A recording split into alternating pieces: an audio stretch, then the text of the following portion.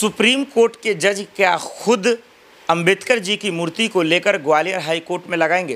क्योंकि जो मामला हुआ था, जो लड़ाइयाँ शुरू हुई थी, वो लड़ाई, वो विवाद अब जाति के रूप में बदलने के बाद सोशल मीडिया पे भयंकर रूप से जो है बवाल मचा दिया।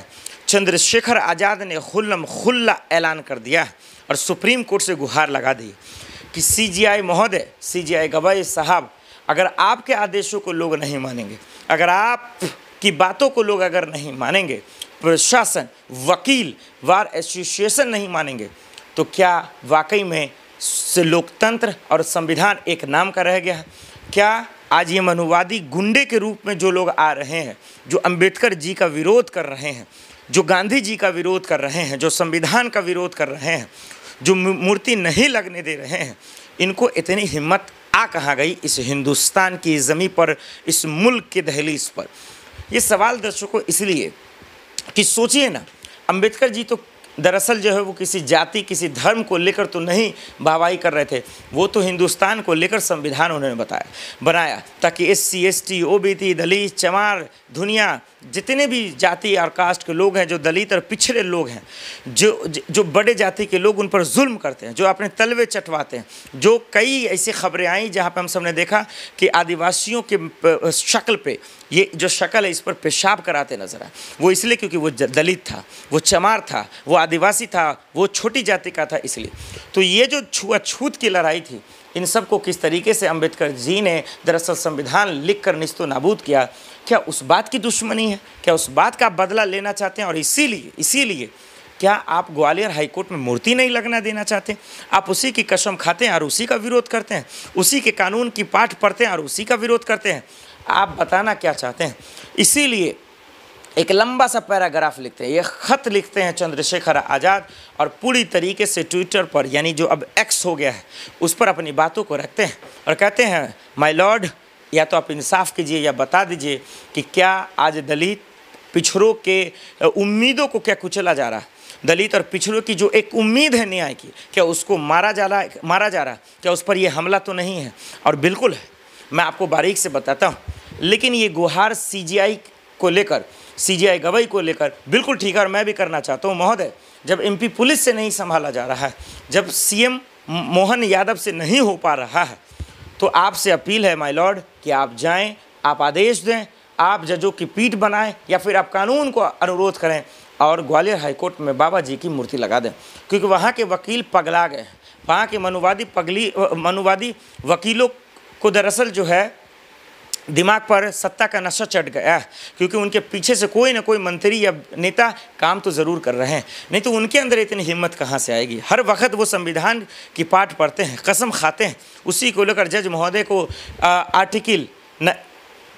आर्टिकल की दुहाई देते हैं, धारा की दुहाई देते हैं, और वो कैसे अंबेडकर जी की मूर्ति नहीं लगाने देंगे? वो उसका विरोध कैसे करेंगे? बार एसोसिएशन के दिमाग में क्या चल रहा है? उनके दिमाग का इलाज करने की ज़रूरत है। सुप्रीम कोर्ट CGI गवाई साहब, मैं आपसे अनुरोध करता हूं कि इस पर जल्द से जल्द फैसला सुनाएं आप, क्योंकि इसको लेकर हम सब ने देखा कि कैसे जातिवाद में लड़ाई ये बदल गई। एक तरफ अंबेडकरवादी, एक तरफ मनुवादी। ये लड़ाई कब तक चलेगी? कहाँ तक चलेगी? हमारे देश में संविधान पर लड़ाई नहीं हो सकती है। वो सबके न्याय की उम्मीद है, हमारे लोकतंत्र है वो सबके न्याय का मंदिर है। और इसीलिए अब ये पार्लियामेंट में भी सवाल उठ सकता है। जब पार्लियामेंट में कोई अंबेडकर को फैशन बता दे, उसका मजाक उड़ा दे, तो हम समझ सकते हैं कि क्या चल रहा है। और दूसरा सबसे अहम सवाल कि इस पर जो कार्रवाई हुई उसका अब दर्शकों में जिक्र करेंगे। तो ग्वालियर हाई कोर्ट में जिन पे कार्रवाई हुई, पुलिस ने जिनको नोटिस दिया, उनको अरेस्ट क्यों नहीं किया? क्या मनुवादी वकीलों की ताकत इतनी हो गई कि MP पुलिस कमज़ोर हो गई? MP पुलिस आखिर क्यों नहीं अपने दम पर, अपने बदौलत मूर्ति लगवाने दे रहा? क्योंकि भाई ये तो आदेश आ चुके हैं। आदेश के बाद ही दरअसल अंबेडकरवादी जो अंबेडकर जी को पूछते हैं, जो उनको मानते हैं, जो जानते हैं कि यही है संविधान के कर्ता धर्ता हैं, अगर अंबेडकर जी नहीं होते तो आज हम बोल नहीं पाते, दलित पिछड़े आज अपनी आवाज़ नहीं उठा पाते। इसी देश में उनको जो है दरअसल कफन पहनाकर दफन कर दिया जाता। क्योंकि हमारा आप देख रहे हैं छुआछूत की लड़ाई कितनी घिनौनी, कितनी गंदी आज भी फैल रही है।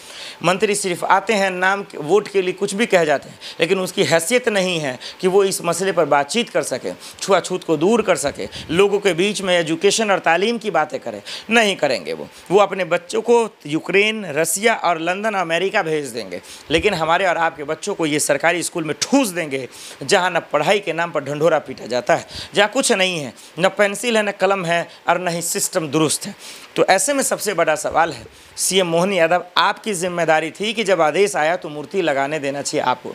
जो इसके विरोध में था उनको जेल में डालना चाहिए था, जो इसके विरोध में था उनको सलाखों के पीछे डालना चाहिए था, और पूछना चाहिए था उन मानववादियों से, उन बार एसोसिएशन से जो इस मूर्ति का विरोध कर रहे थे, उन लोगों से पूछना चाहिए था जो अंबेडकर जी के खिलाफ हैं, जो कह रहे हैं, जो वकील कह रहे हैं वहाँ के कि भाई साहब ये धर्मशाला नहीं है कि हम मूर्ति लगने देंगे। आप बताइए, बिल्कुल सही कहा आपने, ये वकील ठीक कह रहे हैं, लेकिन इनका दिमाग बखला गया। भाई आप ही कह रहे हैं कि ये कोर्ट जो है, ग्वालियर कोर्ट, ये दरअसल धर्मशाला नहीं है। बिल्कुल सही बात है, तो वहाँ मंदिर कैसे लगेगा? वहाँ तो मूर्ति ही लगेगी ना। अब मूर्ति बाबा जी का लग रहा है, किसी भगवान का तो नहीं लग रहा, किसी इंसान का, तो दरअसल किसी आदमी का, नेता का तो नहीं लग रहा, किसी मंत्री का तो नहीं लग रहा, किसी मुल्ला मौलवी का तो नहीं लग रहा ना। ये तो अंबेडकर जी का लग रहा है ना, ये संविधान के रक्षक का लग रहा है ना, ये लोकतंत्र के रक्षक का लग रहा है ना। फिर इसमें इतनी मिर्ची क्यों लग रही है?